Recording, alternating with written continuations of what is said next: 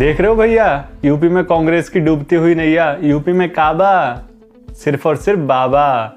Cycle का हुआ हाल बेहाल, कमल का दिखा फिर से कमाल। सबसे पहले तो भारतीय जनता पार्टी की 4 राज्यों में बम्पर जीत पर भारतवर्ष के समस्त मीडिया को हार्दिक हार्दिक हार्दिक शुभकामनाएं।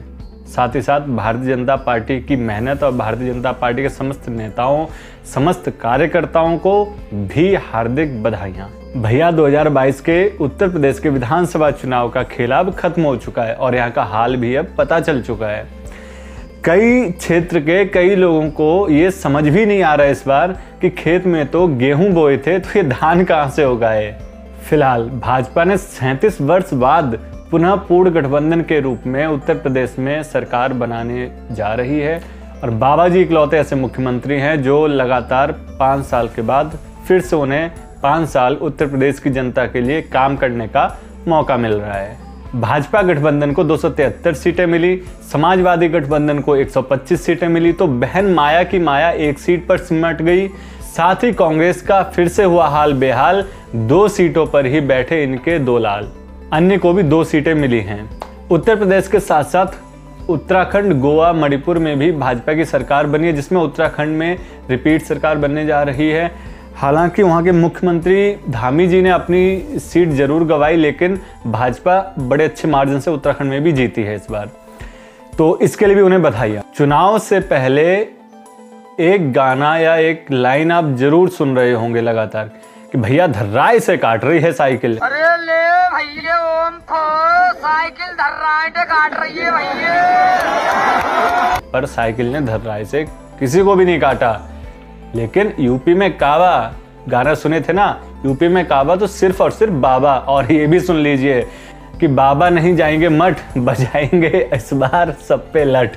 बीजेपी की जीत के बाद अखिलेश भैया पहली बार आज यानी कि 11 तारीख को एक ट्वीट करके संबोधन किया है, जिसमें उन्होंने कहा है, उत्तर प्रदेश की जनता को हमारी सीटें 2.5 गुनी व मत प्रतिशत 1.5 गुना बढ़ाने के लिए हार्दिक धन्यवाद। हमने दिखा दिया है कि भाजपा की सीटों को घटाया जा सकता है। भाजपा का ये घटाव निरंतर ही जारी रहेगा। आधे से ज्यादा भ्रम और छलाव दूर हो गया है, बाकी कुछ दिनों में हो जाएगा। महाराष्ट्र में शिवसेना ने भी माया बहन पर निशाना साधते हुए सामना में लिखा कि भाजपा और बसपा का गुप्त गठबंधन कारगर साबित हुआ। अच्छा, एक जरूरी सूचना और है। फिलहाल दिल्ली में होने वाले एमसीडी चुनाव को केंद्र सरकार ने टाल दिया है। दिल्ली के तीनों नगर निगमों को एक साथ एक नगर निगम बनाने जा रहे हैं, इसलिए आप ये चुनाव टाल दीजिए। 5 बजे चुनाव आयोग ने चुनावों केंद्र सरकार के कहे के मुताबिक चुनाव टालने का ऐलान कर दिया। कहीं ना कहीं लगता है कि आम आदमी से किसी ना किसी की सिट्टी बिट्टी जरूर गुल हो रही है।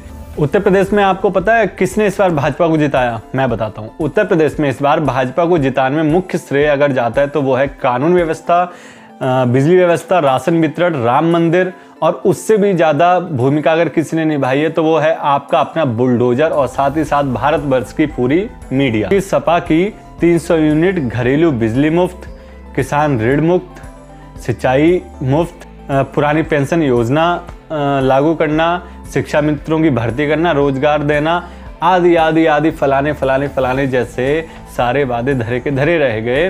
ये वादे कहीं ना कहीं समाजवादी के काम बिल्कुल भी नहीं आए हैं।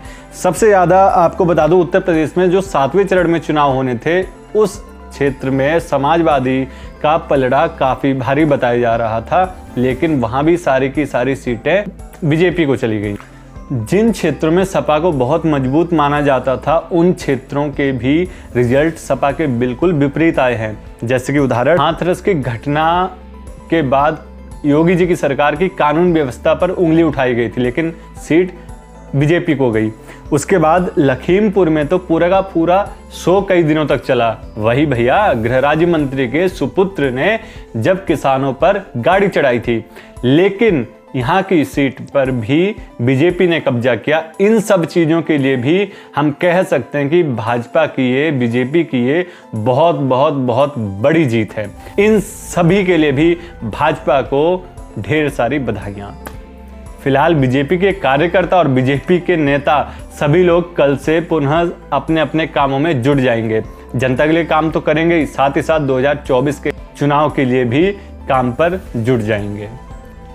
बाकी डिटेल में अगर आपको भाजपा के पक्ष में और भाजपा के नेताओं के पक्ष में अगर आपको वीडियोस देखनी होंगी, डिटेल्स लेनी होंगी, तो आप आज तक तो जरूर देखते होंगे, देखिए भैया।